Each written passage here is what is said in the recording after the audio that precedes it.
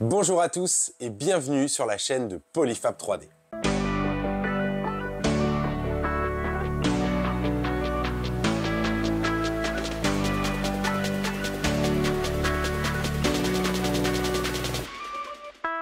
Dans cette vidéo, je vais vous présenter la nouvelle imprimante, ou plutôt la nouvelle version de la Saturn 4 Ultra du fabricant Elegoo. Cette version 16K complète la gamme des imprimantes Saturn du fabricant Elegoo. On aurait même pu l'appeler la Saturn 4 Plus 16K.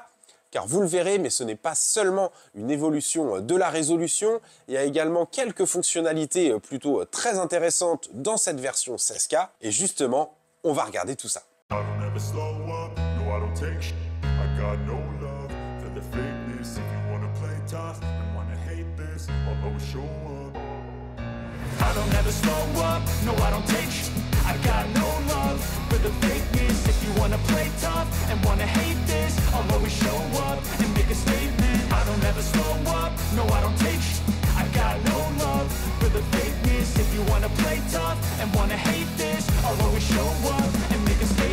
Everything I do so instinctive and so passionate. Every word I move so descriptive like an adjective. I got a vendetta against people who patented being negative when you should be getting after it. I got facts over tracks, this and that. Spitting slow, spitting fast. I could roast, I could gas. Think I'm okay at last, but I don't know if that can erase all the past. And the pettiness, a reflection of the emptiness. Hilarious, you think you're with my time, you're delirious. Mysterious, because you hide behind a fake exterior. Inferior, you know I'll always be a bit superior. Get off of me, this ain't no humble brag. I want you to hear words, you can say them back. I want you to feel free from the chains that last, and to believe in what you hate, man. I don't ever slow up, no I don't take shit. I got no love for the fakeness. If you wanna play tough and wanna hate this, I'll always show up. Et comme d'habitude, je vais commencer par vous présenter les chiffres, les fonctionnalités, les caractéristiques de cette imprimante. Ensuite, on regardera la partie slicer au niveau du logiciel, qu'est-ce qu'il est recommandé. On regardera ensuite tous les tests d'impression que j'ai pu réaliser et je terminerai par une petite conclusion. Et donc pour vous présenter cette Saturn 4 Ultra 16K en chiffres, j'ai rien trouvé de mieux que de la comparer à la Saturn 4 Ultra traditionnelle qui était en résolution 12K. Et naturellement, l'une des caractéristiques que l'on va retrouver différente, c'est la résolution. On reste sur une dimension d'écran 10 pouces, mais avec une résolution qui passe en 16K. Et la deuxième chose, c'est le fait de désormais avoir un bac chauffant. Vous allez avoir désormais avec cette version Ultra 16K la possibilité de faire chauffer directement votre bac ou de faire préchauffer votre résine de manière à pouvoir plus facilement maîtriser tous les types de résine dans tous les environnements. Donc ça fait partie des fonctionnalités vraiment intéressantes sur cette Saturn 4 Ultra 16K.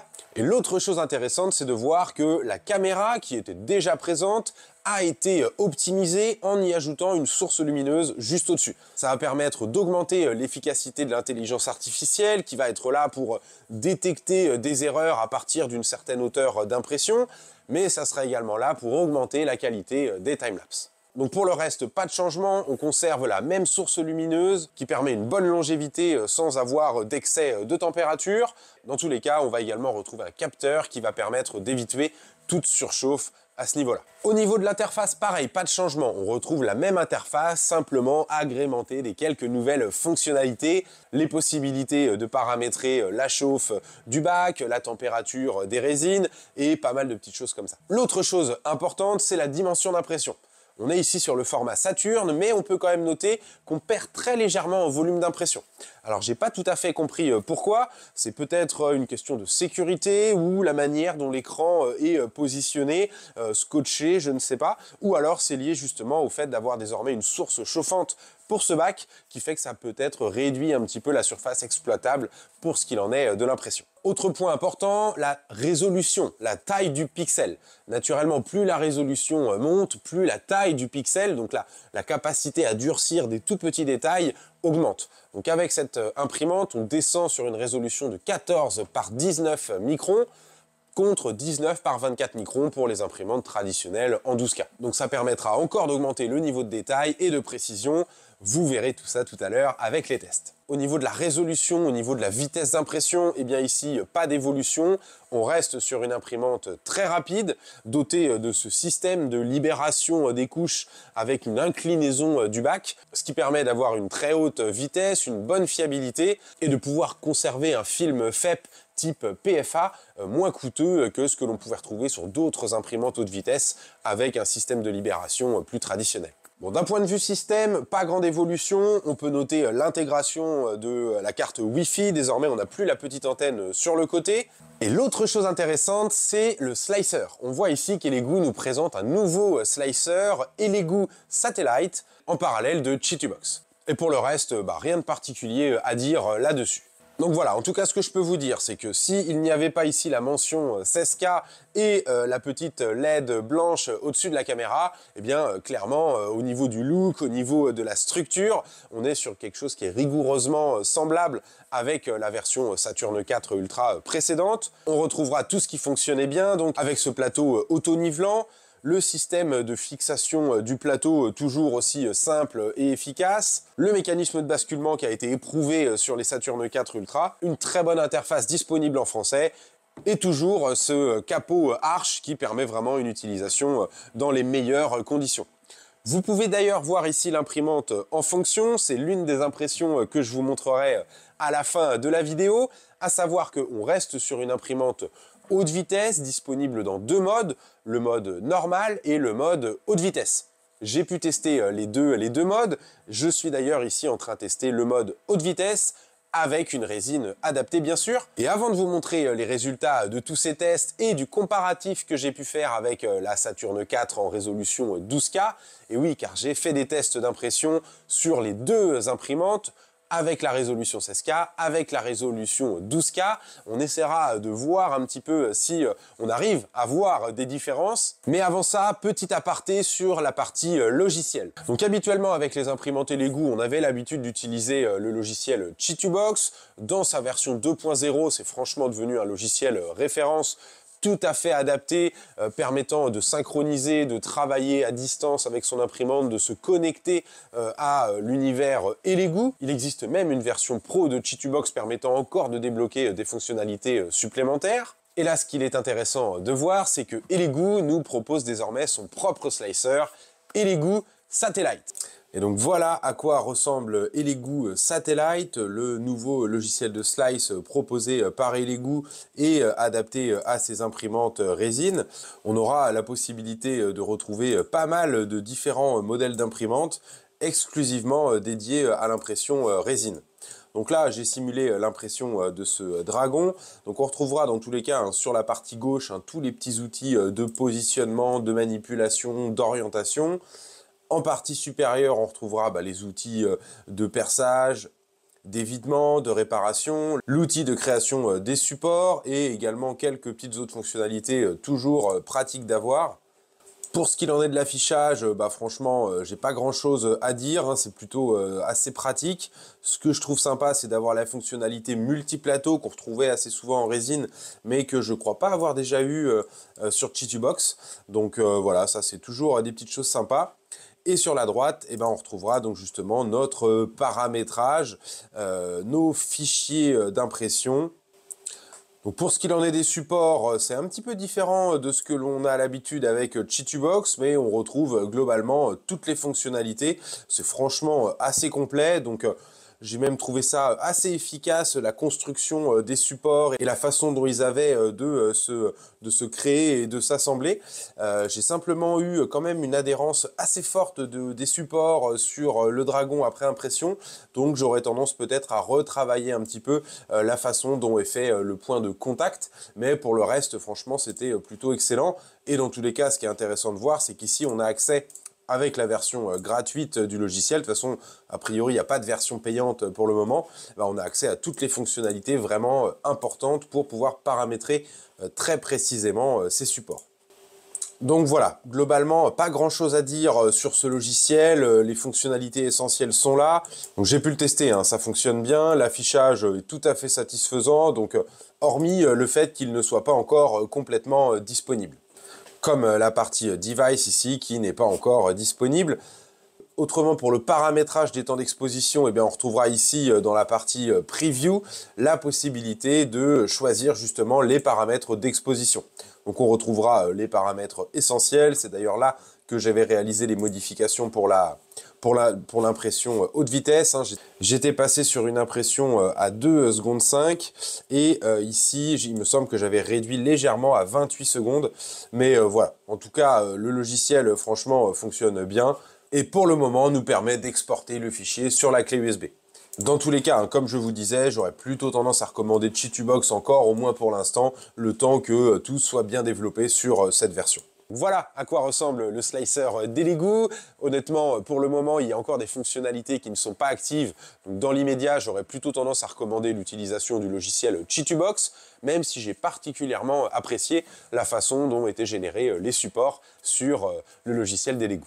Donc vous voyez à côté de moi quelques pièces que j'ai pu réaliser, comme je vous le disais, à la fois sur la Saturn IV Ultra 16K, mais également avec la Saturn IV en version 12K. On va pouvoir comparer tout ça et je vous montrerai la qualité de cette grosse impression haute résolution que je suis en train de faire en mode haute vitesse. Et d'ailleurs, j'utilise ici la version 3.0 du Mercury Plus d'Elegoo, hein, qui est la station de post-traitement adaptée au format des Saturn, mais également au format des Mars. Donc le but, c'est pas de vous présenter ce Mercury 3.0 Plus, mais voilà, il a été pas mal revu depuis les versions précédentes, donc je trouve pas mal d'améliorations à ce niveau-là, avec désormais les doubles bandeaux LED et un petit miroir en partie inférieure, avec quelque chose de très compact. Donc voilà, la solution que j'aurais tendance à recommander, et c'est d'ailleurs ce que vous retrouverez sous forme de pack sur la boutique de Polyfab 3D, c'est donc la Saturn 4 accompagnée de sa station de post-traitement. N'oubliez bien sûr pas l'alcool pour réaliser le nettoyage de vos pièces avant de réaliser le post-traitement aux UV. Mais voilà, cette station 2 en 1 permet vraiment de travailler en toute efficacité, de pouvoir positionner son plateau directement dans le bassin sans avoir à, au préalable, décrocher ses impressions. Franchement, quelque chose qui va faciliter l'utilisation. Donc je vous montre déjà d'un petit peu plus près toutes les réalisations et le comparatif, et ensuite je vous montrerai le résultat de cette impression. Le premier test d'impression que j'ai réalisé était un des fichiers qui était présent directement dans l'imprimante. Ça comportait un plateau rempli de divers fichiers, dont premièrement ce premier fichier. Il y avait 2 piliers comme ça, 2 tours qui représentaient le volume d'impression maximum de l'imprimante, donc les 22 cm d'impression. Bon, ce qu'on peut noter, c'est qu'on a une impression qui est extrêmement régulière de haut en bas, avec une qualité, une régularité qui est vraiment excellente. Une géométrie qui est parfaitement droite, on n'a vraiment aucune inclinaison. Ceux qui pourraient avoir des doutes sur l'efficacité, de la précision de ce système de basculement, donc ce test montre très bien que ça fonctionne sur la totalité de la hauteur sans avoir de défaut d'impression. Cette première impression comportait également une tour Eiffel de format intermédiaire, une dizaine de centimètres de haut, et on voit ici une qualité d'impression vraiment excellente.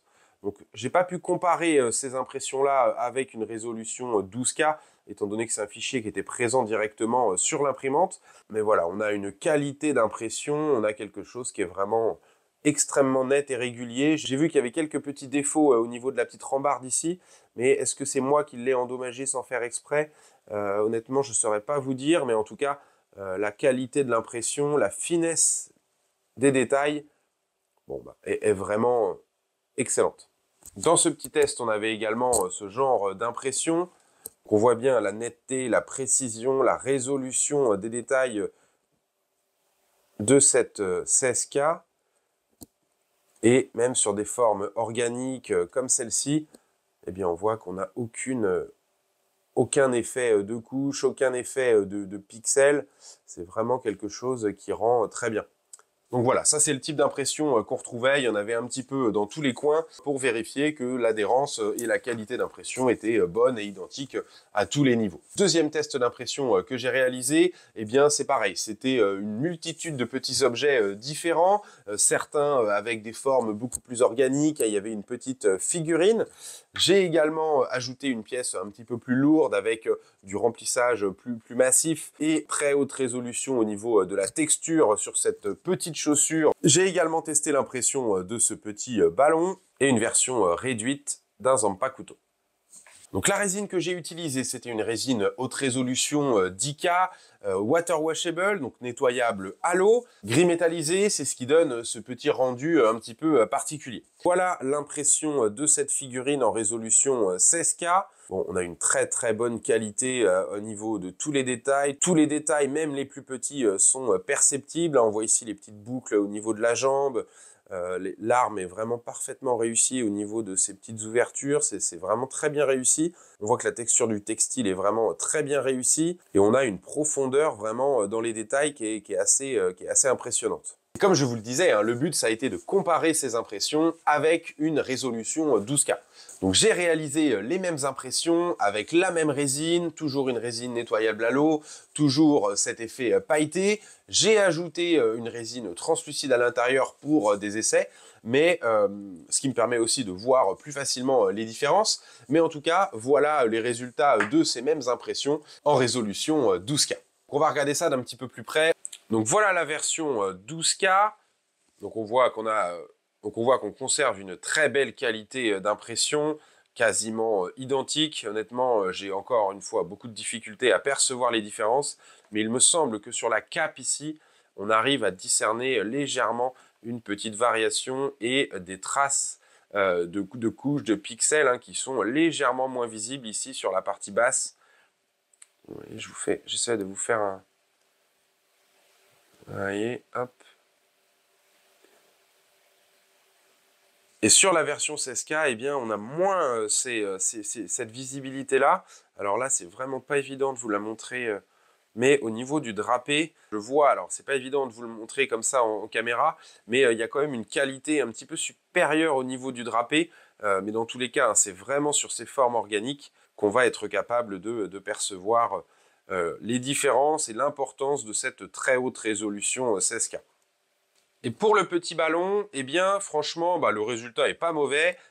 Mais si on devait le comparer à l'autre sur la partie basse du ballon, à la partie qui était imprimée donc à l'horizontale, eh bien on perçoit légèrement des couches un petit peu supérieures sur cette version 12K. Et encore une fois, hein, c'est difficile de percevoir les différences à la caméra, mais on arrive à discerner légèrement une petite variation. Et quand même, j'ai l'impression que les détails de la balle sont un petit peu plus nets sur cette version 16K. Et pour poursuivre les tests, eh bien, j'ai testé la même chose en utilisant cette fois-ci le mode d'impression haute vitesse.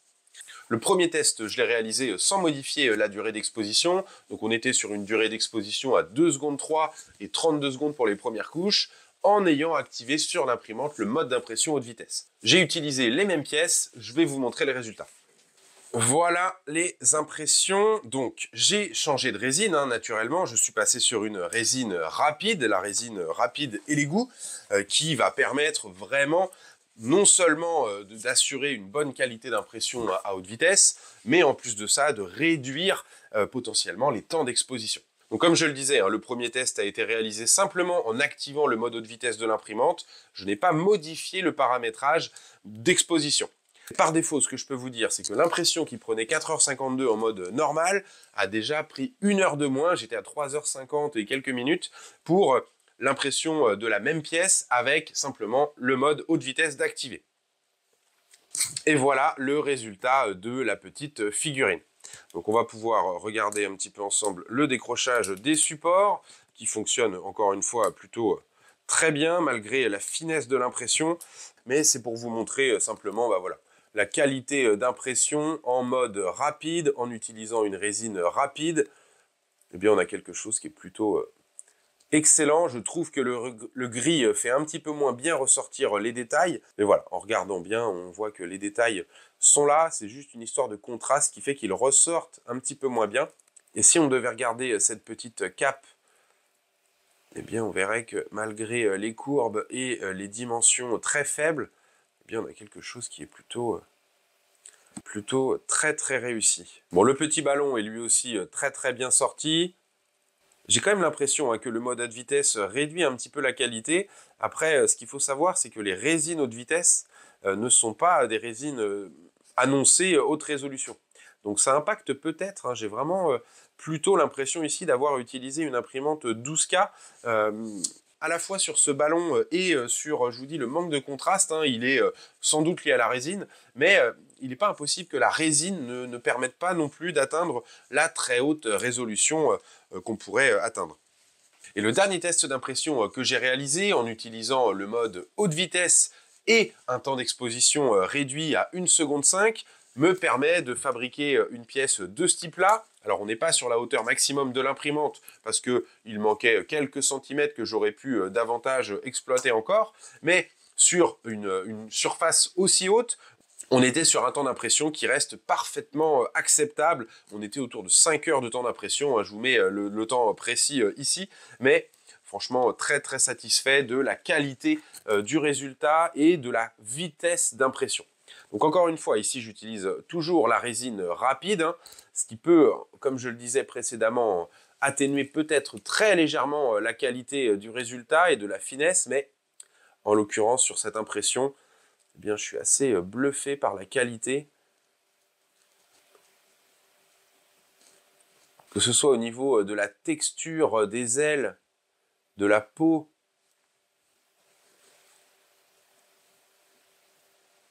et de toute la partie des petites dents, de la tête et ainsi de suite, franchement, c'est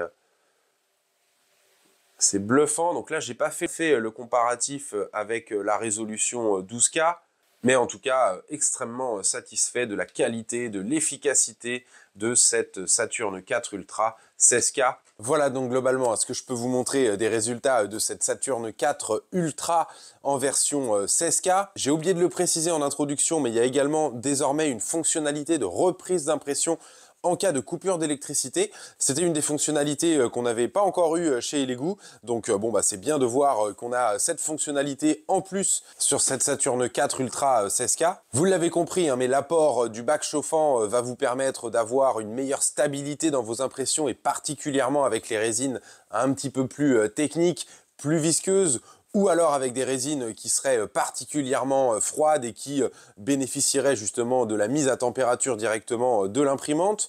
D'ailleurs, au niveau de l'écran, on peut voir qu'on a deux fonctionnalités, la fonction de mise en chauffe du plateau et une fonction de maintien de température au niveau de la résine.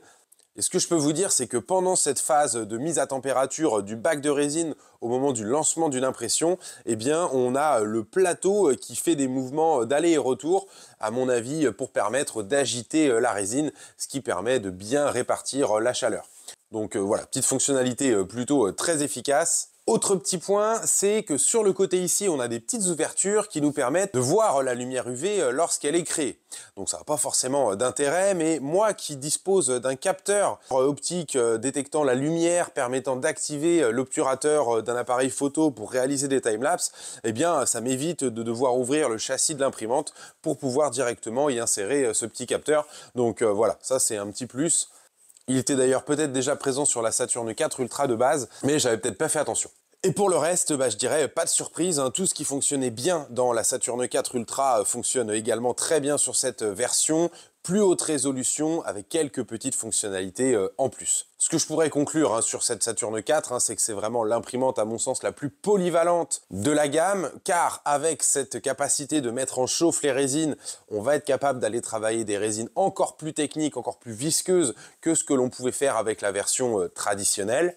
Elle conserve sa très haute vitesse en augmentant encore la résolution d'impression. Donc voilà, cette imprimante s'adresse à tous ceux qui recherchent une imprimante efficace, fiable, avec un bon support technique, une très bonne prise en charge des Elegoo au niveau de tout ce qui pourrait être garanti, une facilité d'acquisition des pièces détachées très peu coûteuse dans tous les cas. Enfin, tout ce qui fait qu'Elegoo est à ce jour leader dans ce domaine des petites imprimantes résine que ce soit pour les particuliers, mais aussi pour les professionnels. Merci pour votre attention au cours de cette petite vidéo review. N'hésitez pas à aller voir sur la boutique de Polyfab 3D, vous retrouverez l'imprimante seule, mais également sous forme de pack, intégrant potentiellement le Mercury 3 et également des résines. Et pour rappel, avec Polyfab, vous bénéficierez toujours d'une formation préenregistrée offerte avec l'achat de vos imprimantes. Et dernière petite info, avec le code SAT16K, vous bénéficierez également d'une bouteille de résine 4Shape 10K Dark Grey offerte avec l'achat de cette imprimante sur la boutique de polyfab3d.fr. Je vous souhaite à tous une bonne fin de journée et je vous dis à très bientôt pour une nouvelle vidéo.